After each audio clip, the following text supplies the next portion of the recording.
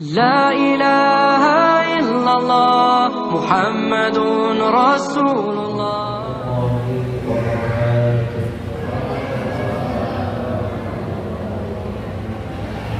الحمد لله الذي هدانا لهذا وما كنا لنهتدي لولا أن هدانا الله.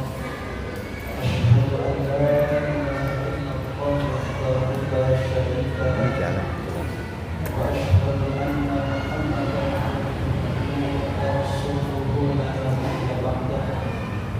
اللهم صل وسلم وبارك على سيدنا محمد وعلى آله وصحبه أجمعين. Bapak-bapak dan ibu-ibu hadirin wa hadirat jamaah salat Isya dan salat tarawih yang semoga dirahmati Allah Subhanahu wa taala. Alhamdulillah, pada saat kita masih diberikan kesempatan untuk beribadah di bulan suci Ramadan. Ini semata-mata adalah kemurahan Allah Subhanahu wa taala. Jadi sebagai bukti cinta Allah rasa kegembiraan kita ketika masuk di bulan suci Ramadan adalah mengisi dengan ibadah-ibadah. Sebagaimana Allah Subhanahu wa taala berfirman di dalam Al-Qur'an, a'udzu billahi minasyaitonir rajim. Syahrul Ramadan alladzi unzila fihi al-Qur'an hudan lin-nasi wa bayyinatin minal huda wal furqan. Bulan Ramadan adalah bulan yang di dalamnya diturunkan Al-Qur'an sebagai petunjuk bagi manusia dan penjelasan petunjuk itu atau mengenai petunjuk itu dan berbeda antara yang hak maupun yang batil. Bulan Ramadan menurut ahli bahasa akar bahasa yang awalnya suku katanya Ramadan yang berarti sangat panas. Kira-kira Bapak Ibu makna daripada asal itu sudah terang. Oh, salat itu apa? Ramadan. Ramadan itu apa? Puasa.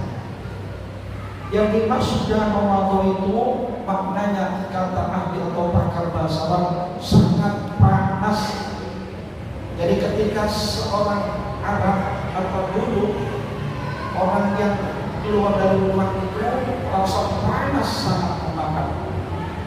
Kemudian Ramadan ditambah dengan huruf alif dan huruf lam sebagai wajan atau sebagai targetnya Syaikh Mubalaghah yang berarti sangat terik matahari. Jadi kalau ada orang yang keluar dari rumah ketika bulan Ramadan maka terbakar kulitnya.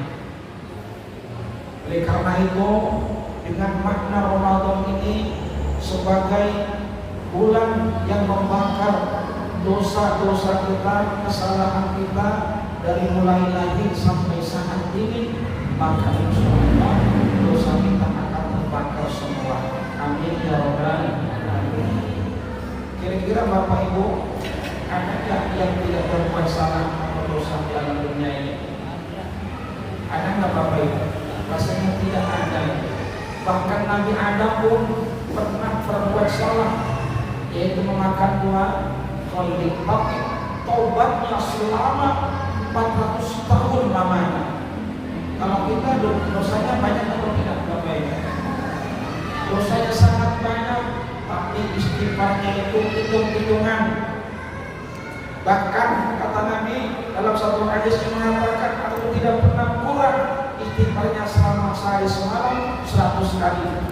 Tapi kalau tidak kadang-kadang kalau ingat istighfar, kalau lagi kena salamnya, kalau lagi sholat keseringan istighfar, kalau lagi banyak uang kadang-kadang lupa. Ini sifatnya kita. Makanya lewat kesempatan Ramadan ini diberikan umur yang panjang untuk berbuat amal saleh, berbuat kebaikan, maka kita akan tunda.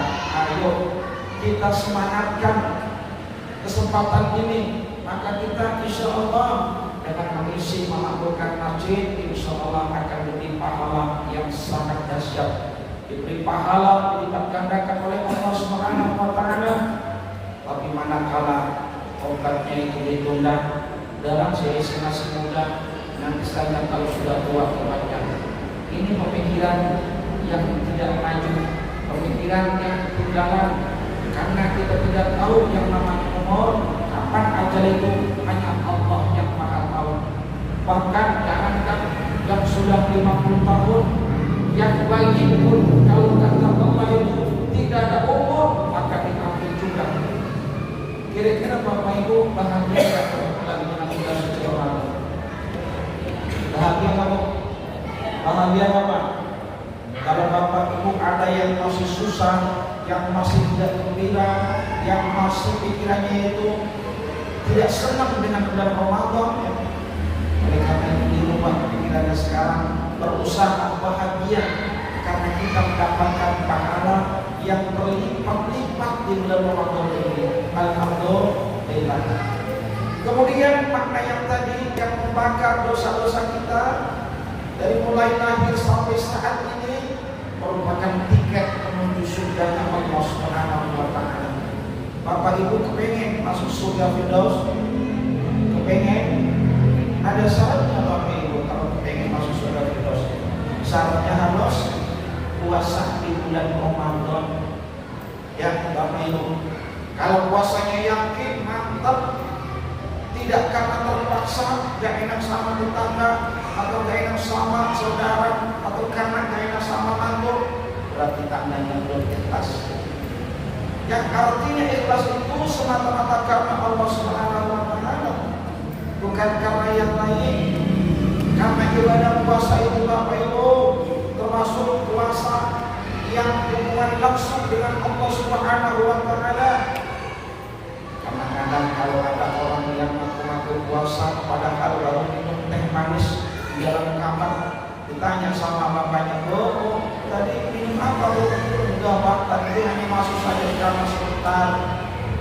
Puasa sampai puasa, bohong enggak? Bohong. Tapi Allah Maha tahu walaupun bohong. Terus bapaknya masuk karena jam 12 itu biasanya itu kering gorokannya. Kalau sekarang masih ada Bapak Ibu, masih banyak kerjanya, alhamdulillah. Nanti kalau sudah mendekati pertengahan itu anaknya terik, kemudian bapaknya kurang yakin, kayaknya khawatir saya pingsan kalau nggak buka.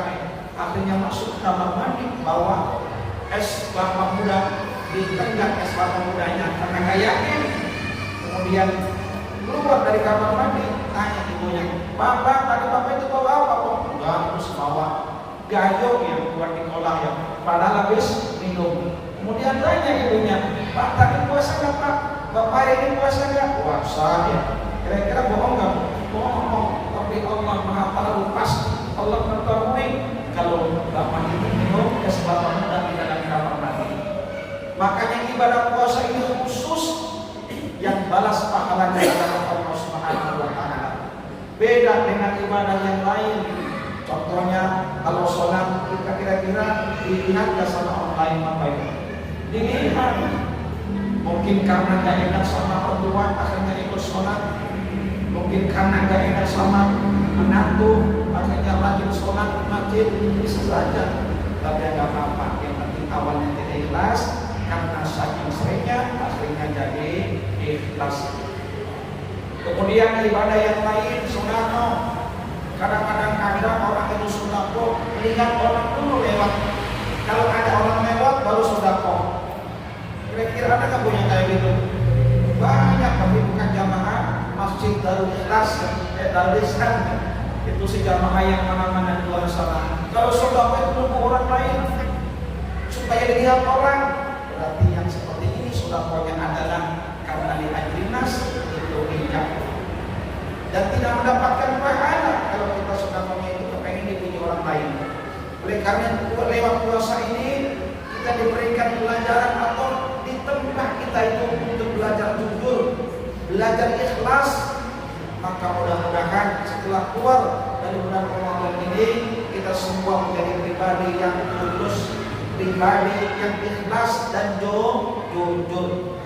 Kenapa kita harus jujur? Karena kejujuran akan mengantarkan kepada kebaikan, dan kebaikan kata Nabi akan mengantarkan kepada surganya Allah Subhanahu wa taala. Makanya seorang pemimpin dituntut menjadi pemimpin yang adil, yang jujur. Kalau tidak jujur, dari mulai atas sampai ke bawah, sampai ke RT, maka rusak semua. Maka jadinya amal dari kita kalau pemimpinnya tidak jujur. Mudah-mudahan pemimpin kita, pejabat kita diberikan hidayah oleh Allah, jujur semua untuk menjalankan amanahnya, sehingga umat kita menjadi umat yang terbaik di tahun ini. Amin ya rabbal alamin. Sekian pertanyaannya, mohon maaf. Wassalamualaikum warahmatullahi wabarakatuh.